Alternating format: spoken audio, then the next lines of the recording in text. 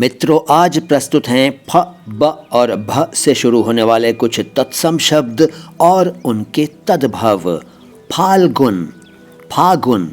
अनेक लोग इन शब्दों को फाल्गुन और फागुन कहते हैं, जो कि बिल्कुल गलत है। सही उच्चारण वही है जो हम बताते हैं। ध्यान से देखा करिए, ध्यान से सुना करिए हमारे वीडियोस को। तो फाल्गुन, फागुन। बधिर, बहरा। ब्राह्मण, बामन। बंध्या, बांझ। भ्रातृ, भाई। भ्रमर, भंवरा, भौरा। भिक्षा, भीख। भिक्षुक, भिक्षु। भिखारी। भगिनी, बहन। भल्लुक, भालू।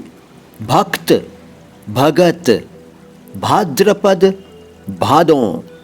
भद्र, भला। भ्रू, भौं।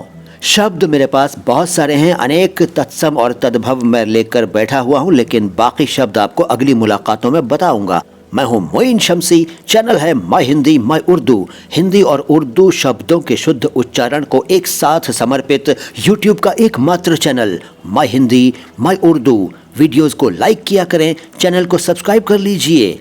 Thank you.